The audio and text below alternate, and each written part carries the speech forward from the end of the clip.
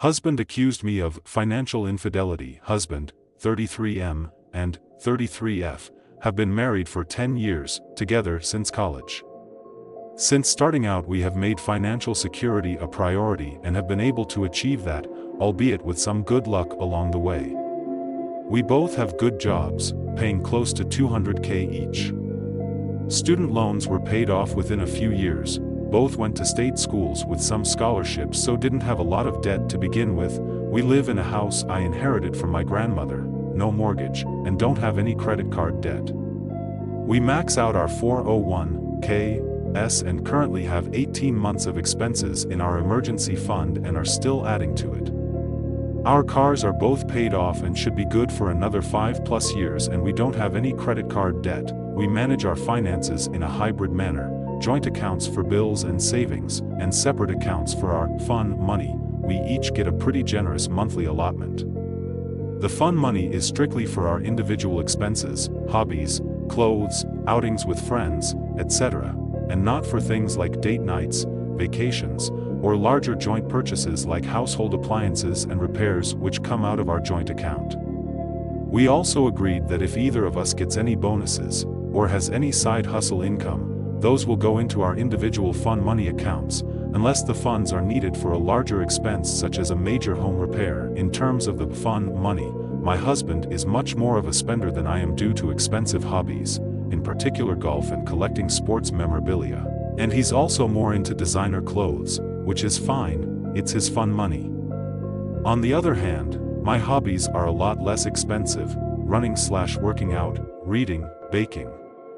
In general I'm more introverted, and a great time for me is tea with a friend at one of our homes, with homemade pastries. I have also been getting back into gaming lately after setting it aside for much of the past decade while building my career. After realizing I had more than enough in my fun money account, I decided to overhaul my gaming setup and got myself a new PC, desk, and gaming chair, total cost of about $5,000. However, upon hearing about the purchase, my husband is furious. He says he had no idea I had saved so much money and that I should have consulted him before spending $5,000. I asked what difference it made if it was my own accrued fun money and not our joint funds, and he insisted that my accumulating this amount, without telling him, was a form of financial infidelity. He says he lost trust in me and doesn't know what else I might be hiding. He is demanding that I return the items I purchased and deposit most of the funds to our joint account. He wants to make a new rule that fun money accounts can't accumulate more than $2,000 and that any excess goes back to the joint account, a rule that would obviously favor him as a person who spends most of his allotment each month instead of saving up for anything bigger. I feel like I am being punished for being more of a day-to-day saver than spender. It wouldn't occur to me to demand to know how much my husband has in his fun money account or to try to micromanage what he spends it on. I wasn't hiding anything deliberately. He never asked about it until after I made the purchases. Still, maybe I should have been more transparent about my plans. So aita, miscellaneous info. Husband and I each have our own office/hobby room in the house, so it's not like the gaming setup was going in a space he uses. I don't usually game when my husband is home unless he's already busy doing something else. My biggest block of gaming time is typically when he's off playing golf. Also, I run 40 to 50 miles a week, so it's not like I am generally sedentary. I can't think of a good reason why he would object to me gaming or having a nice gaming setup in my own space in the house, Lost Dragon 05 replied. He sounds super controlling and greedy. My wife and I manage our finances in a similar way. She spends her money on whatever she wants and I blow mine on outdoor stuff and video games.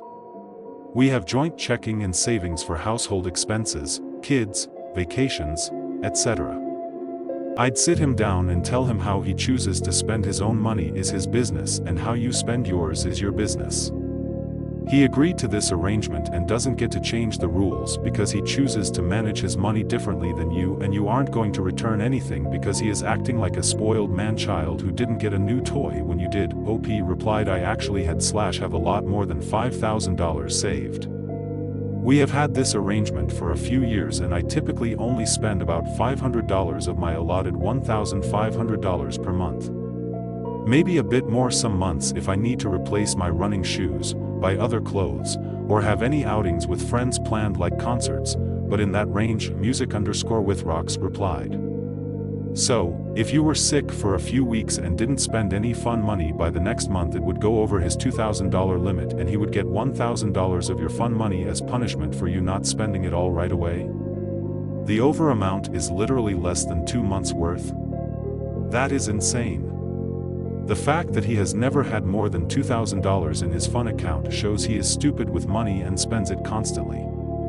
He is being greedy, and throwing around words like infidelity to try to corner you into feeling like the bad guy.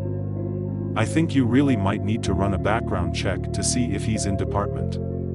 Update: husband accused me of financial infidelity. My husband finally calmed down enough to have a conversation with me. As many others who provided comments suggested, it wasn't really about the money, but a window into larger issues in our relationship. Essentially, my husband has been feeling increasingly unhappy with me for a while, for the following reasons. In general, he feels that he's a lot more committed to his career development than I am to mine. It's true that although we currently have about the same income, the ceiling for his field, finance, is a lot higher than the one for mine, tech/software dev. He's currently in an executive training program and I'm decidedly not. He's feeling resentful that he's having to work long hours in a high-pressure environment, while I get to work primarily at home doing something that is fun and fairly easy for me and I'm not stretching myself to do more.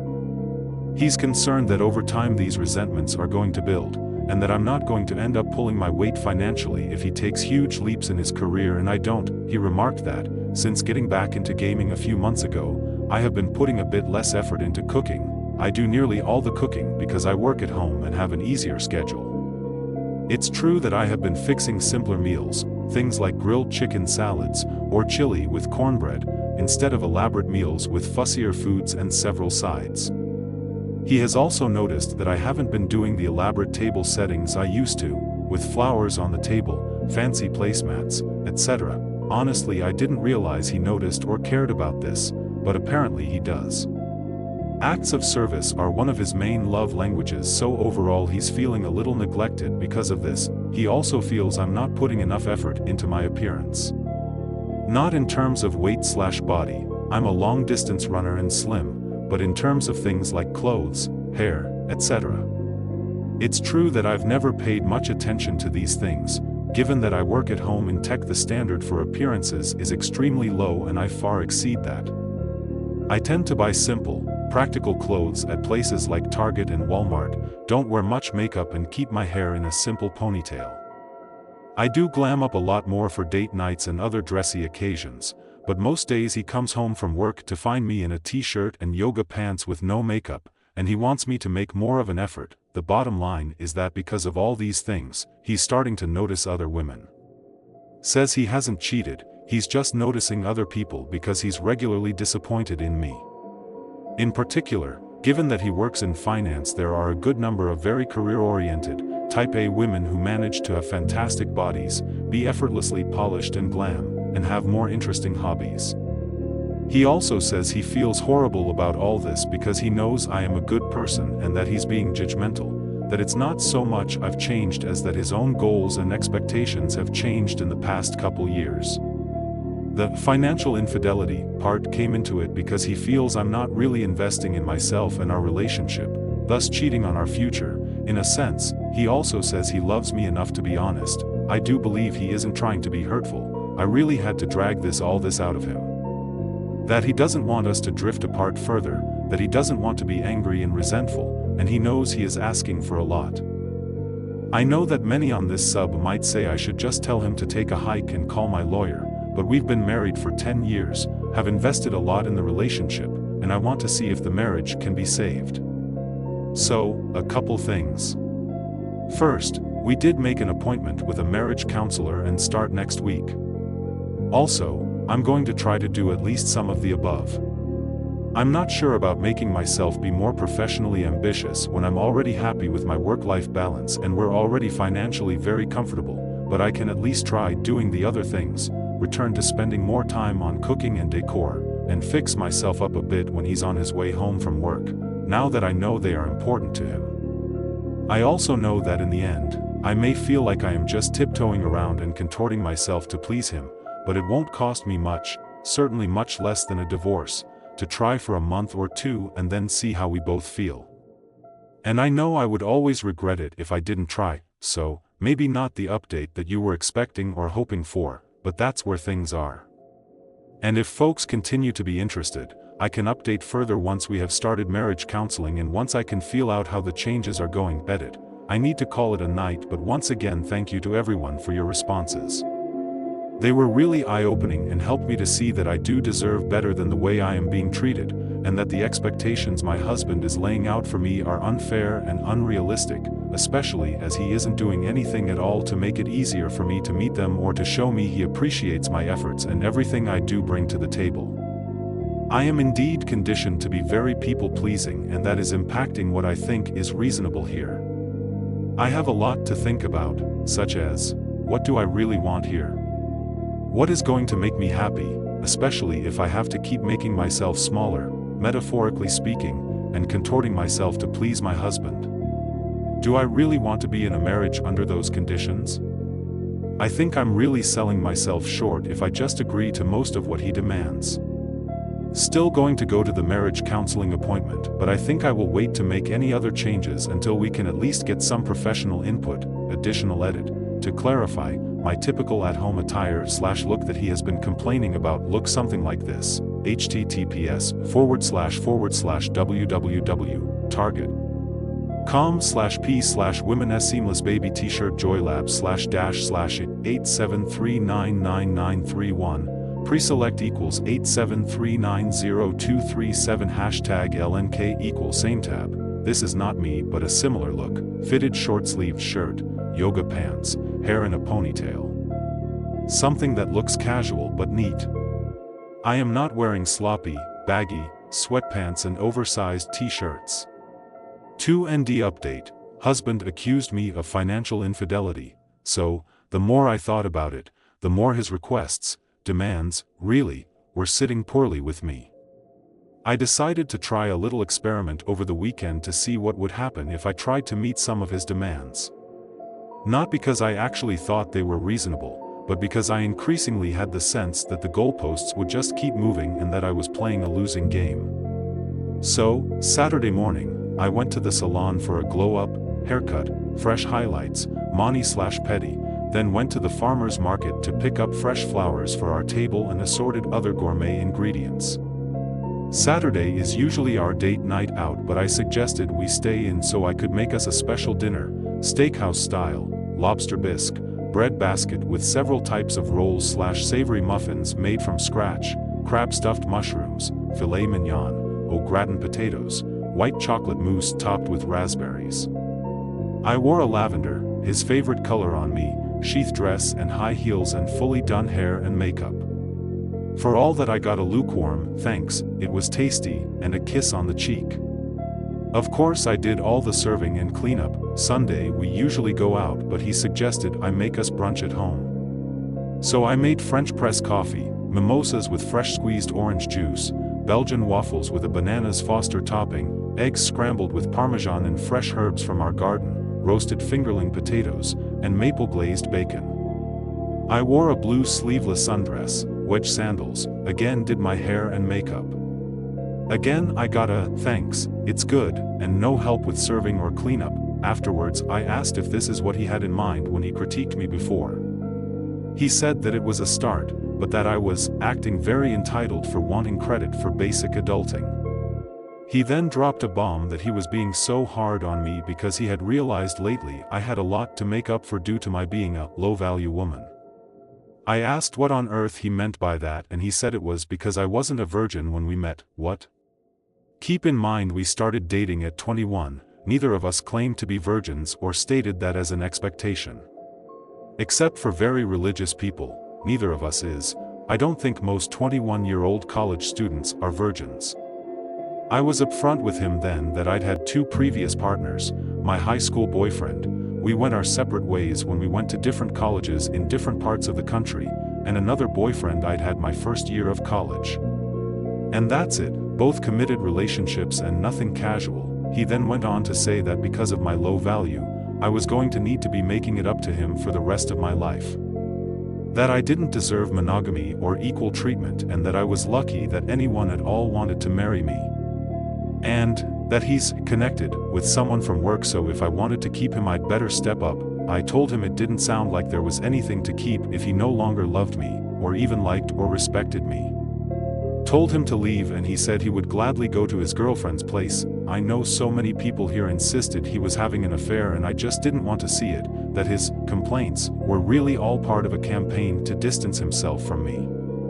I feel so foolish for just thinking he was going through a stressful time at work, or that he genuinely wanted to work on our marriage. Anyway, I have taken the week off from work to get my head together. Have an appointment with a lawyer tomorrow. Cancelled the marriage counseling appointment, but got a referral to an individual therapist who can do an intake session with me later in the week. He and the girlfriend apparently are coming this evening to get more of his clothes and things, so I have to brace myself for that. Also, please be assured I do not think I am low value in any way. I let my husband make me think less of myself on some levels for a short time, but now I truly see it was a him problem. Obviously we don't share the same goals and values, and he has become someone I don't recognize. I know the divorce won't be fun or easy, but I will be okay. Thank you all for helping me see that I was being played before I wasted too much more time in a marriage that was already over, Friesa 22 replied. I know this is going to be rough, but I'm not going to say I'm sorry you're dealing with this, because I'm on the other side of almost the exact same thing, and I promise you life after getting rid of this man is going to be amazing. You're going to realize how much of your effort this leech was stealing from you, and it's going to feel like a huge weight has been lifted. The only regret you will have is that you didn't do it earlier, OP replied. Yeah, although it's been a rude shock, I'm actually glad things came to a head so quickly instead of getting dragged out. I'm glad he fessed up, in a sense anyway, before we actually started investing in marriage counseling. It's only been a couple days since the big revelation and his departure, but I have already realized how soul-sucking the marriage had become and how much better off I am, Friesa 22 added. Mine dragged it out over a whole year's partial separation, saying he was having a mental health crisis while secretly living with his mistress and telling me he was in too fragile of a state. LOL 3RD update. Financial infidelity accusation/cheating soon-to-be ex-husband. Hi all, I wasn't going to post another update, at least not this soon, but have gotten dozens of DMs/messages asking if I am okay and how things are going, so this is specifically in response to those who were checking in on me. To recap my story, I first posted a couple weeks ago that my husband accused me of financial infidelity after I spent $5,000 of my own fun money allotment on a gaming computer, desk, and chair, even though my spending was within our agreed-upon rules. He subsequently admitted that he wasn't really upset about the gaming setup, but about what he perceived as a lack of professional ambition. I'm a senior software dev and we make the same salary at the moment, plus he wanted me to cook more elaborate meals, put more effort into home decor, and dress up more for him. Finally, about a week later he accused me of being low value due to not being a virgin when we met. At age 21, neither was he, and he never once previously criticized that in our 12 years together, and told me he was having an affair with a younger coworker who had been a virgin. Gross, I know. Then he moved out, and in with her. Folks have been asking me this week how things went with him picking up his stuff, meeting with my lawyer, etc. So wanted to share those updates for anyone interested. So, he was supposed to come get his stuff on Tuesday evening, a couple days ago, but told me at the last minute he couldn't because Amy, his girlfriend, wasn't feeling well. Some people called in the comments, but yes, she's pregnant apparently. He told me this on text, so I have proof of the affair in writing now.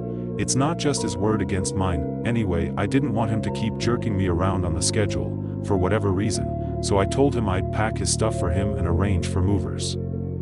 I think it's better that way. I really didn't want him slash them in the house. I already had arranged for a friend to come over on Tuesday when he and Amy were supposed to come by, so the two of us spent the evening packing his clothes and other personal effects. The movers came yesterday and got the boxes and the furniture items he wanted. He didn't want much, just the stuff from his home office and his dresser, as apparently Amy's apartment is small. I provided a detailed inventory and photos of everything, which he approved, so he can't say that I broke or otherwise ruined his stuff. After that, yesterday I went to the clinic to get STD tests, won't have the results for a week or so, but thankfully I haven't had any symptoms, and met with my lawyer, who said I had a good case for grounds of adultery and mental cruelty if I want/need to go that route. At a minimum it's leverage to get him to settle quickly and quietly. Also lock down all the finances within the parameters provided by the lawyer so that he can't empty our joint funds or take anything that belongs to me, changed account beneficiaries and all that fun stuff. Changed the locks to the house too. I decided to take the advice of some of the commenters and am getting rid of the bed and other bedroom furniture I shared with him. I'm donating it. Someone is coming this afternoon to haul it all off, and am going to completely redecorate the bedroom to my own taste. That will take a bit, staying in one of the guest rooms in the meantime. I'm also taking a spa weekend away, leaving tomorrow morning and back Sunday night, just to get a change of scenery before I have to go back to work next week. And yes, even after buying the gaming setup, I have plenty of fun money left in my account to afford my lawyer's retainer and redoing the bedroom as well as my getaway, with plenty left over. Here's to frugality when it counts. Those are the main updates for the moment.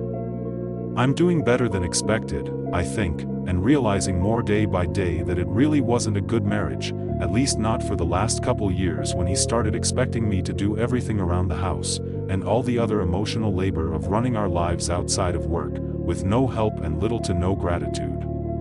Amy sure is going to have her hands full. Bedded. Once again, I cannot thank everyone here enough. I need to get ready for my spa weekend away. Smiley face. So apologies if advance if I have not responded to your comment or DM, but I am really grateful for all the support and encouragement. Hopefully there won't be any more notable updates for a while.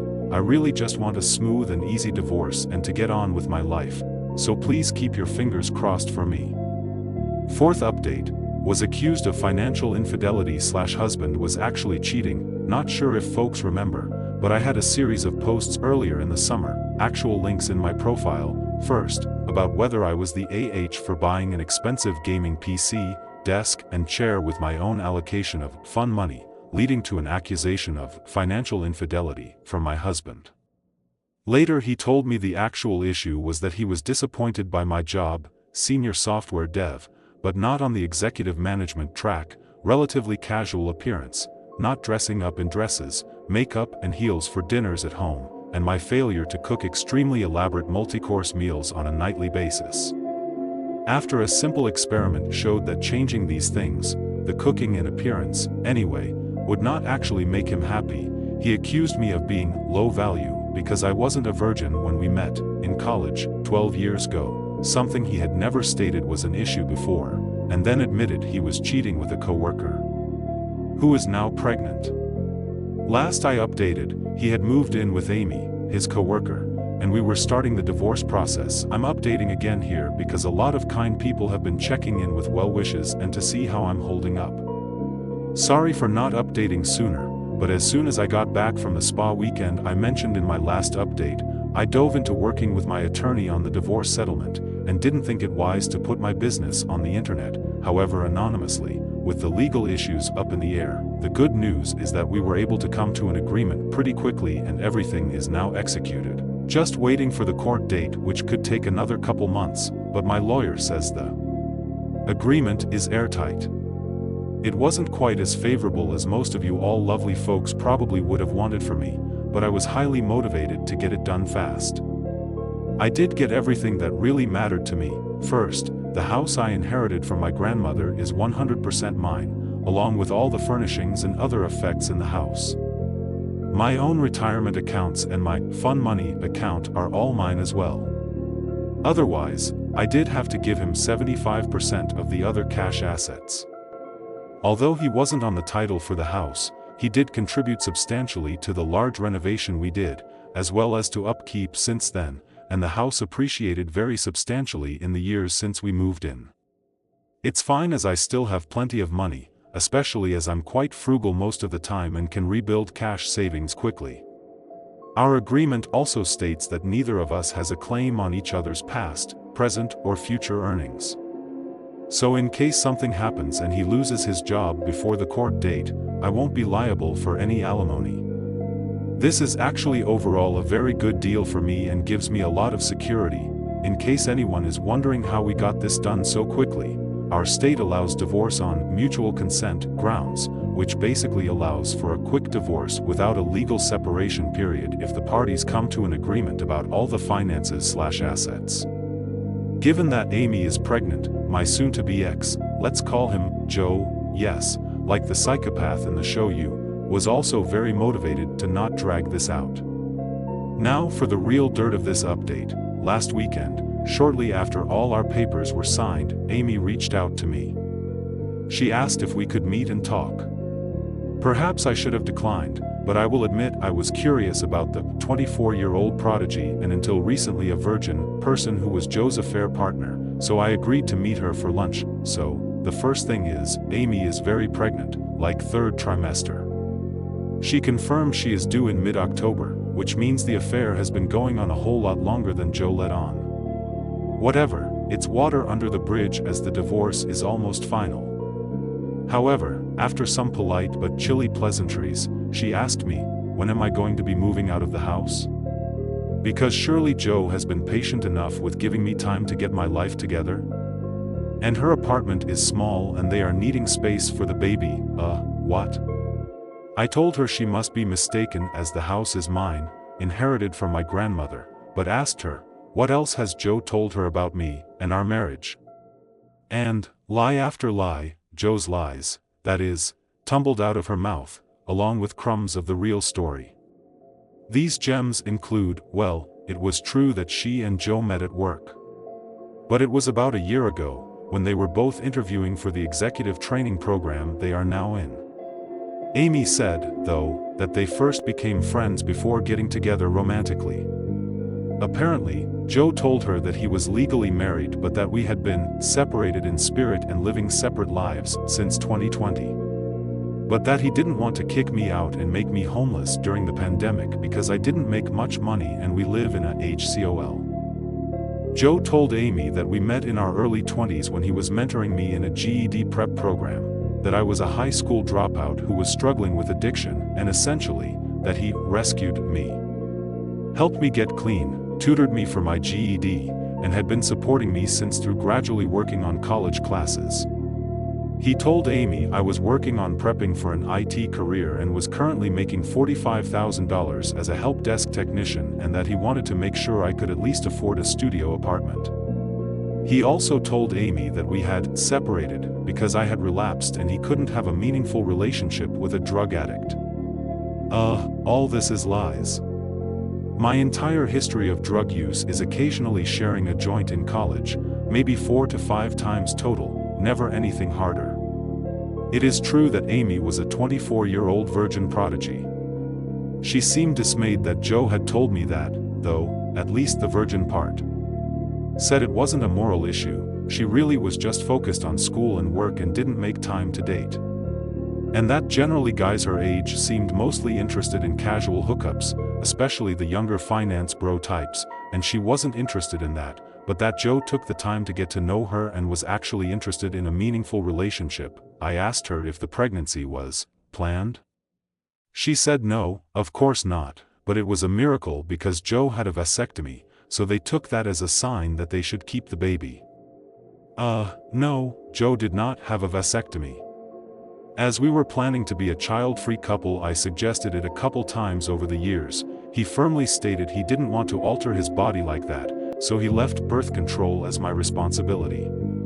So, it really does seem that Amy is pretty blameless here. I mean, those of us who have been around the block would likely know not to believe a guy who claims to be separated, but is still legally married and living with his wife, but, without her having any dating/relationship experience, I can see where she would have taken him at his word, about everything. After all, I didn't know anything was amiss with Joe until a couple months ago, and I was married to him. Of course Amy didn't want to believe me, and I don't blame her for that either. After all, she's been in a relationship with Joe for close to a year and is 7+ months pregnant with his baby, who is coming soon, ready or not. I couldn't immediately refute everything she said, but showed her a couple things.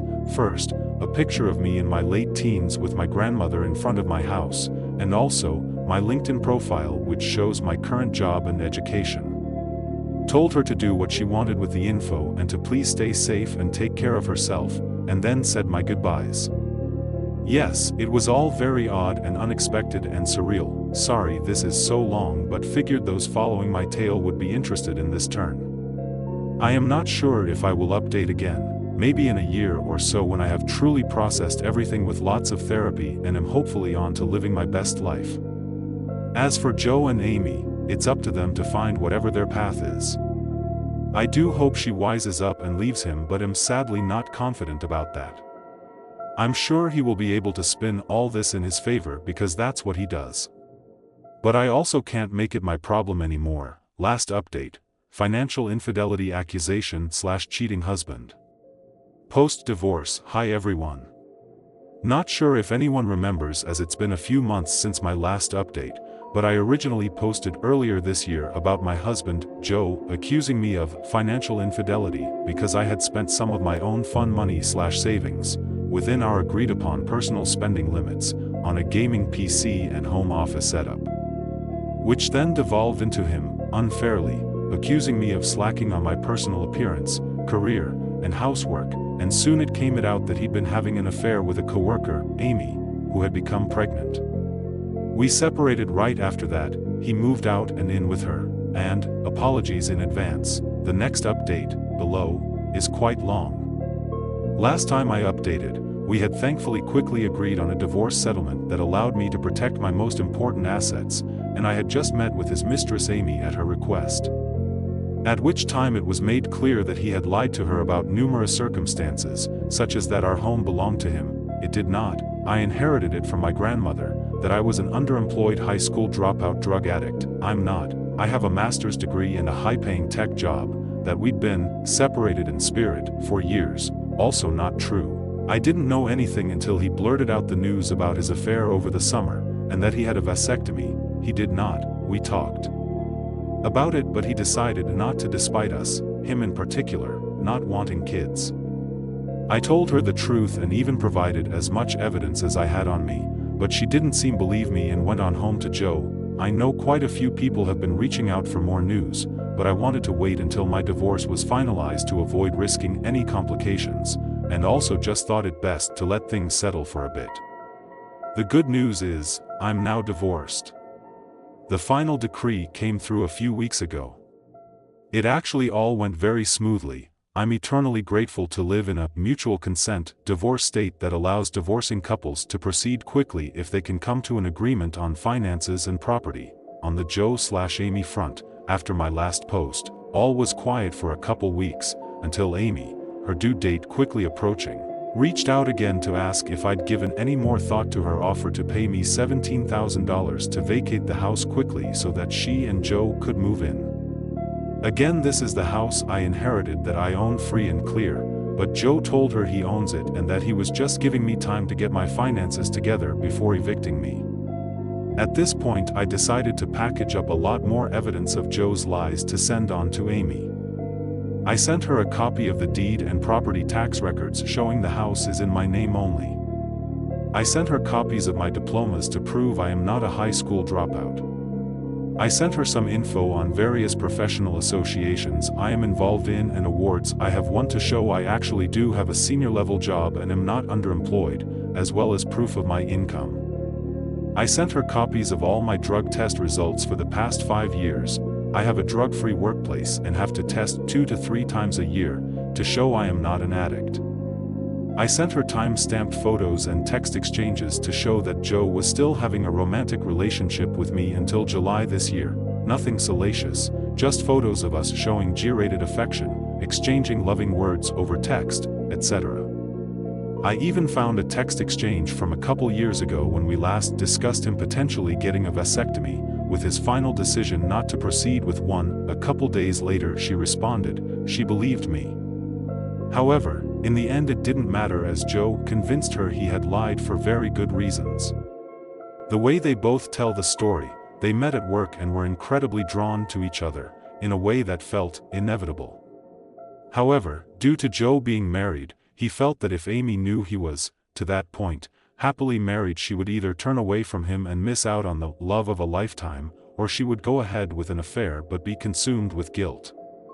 So, to avoid either of these outcomes, and especially to save Amy from guilt, Joe decided to create an alternative narrative in which he was in a marriage that had ended for all intents and purposes years ago, in all ways but legally, because I was an uneducated addict who kept relapsing and couldn't get my life together. That was she could essentially believe he was single. How noble of Joe, to bear all the guilt alone, /s, unfortunately, Amy said she understood and forgave him immediately. With a baby due any day, I suppose I can sort of understand the desire to justify the lies, even thought the reality is horrifying. I suppose it's also not my problem anymore. Amy did have her baby over a month ago and I guess she and Joe will make whatever life together, or not, is meant to be. As for me, I'm doing very well. Actually got a big promotion at work, not managing people which I don't want to do, but will be working on higher profile projects, with a 40% raise, which starts after the new year. The house is really big for just me, so I have a couple roommates now, a friend who is also going through a divorce moved in, as well as a younger, mid-20s, cousin who moved to the city for work. We're all having a lot of fun together. I'm not really ready to date yet, still in therapy processing all the marital fallout, but getting there and looking forward to whatever new adventures life has to offer. This will probably be my last post, in this series anyway, as the saga of Joe and Amy, or at least my role in it, is finished, with us legally divorced and having no ongoing financial or other ties. The best thing I can do is leave them to their own story and get on with my Joe-free next phase. Thank you all for listening to my story for much of 2023. I do truly appreciate the support and helpful advice I received along the way. If you're enjoying the video, please like and subscribe to receive daily stories.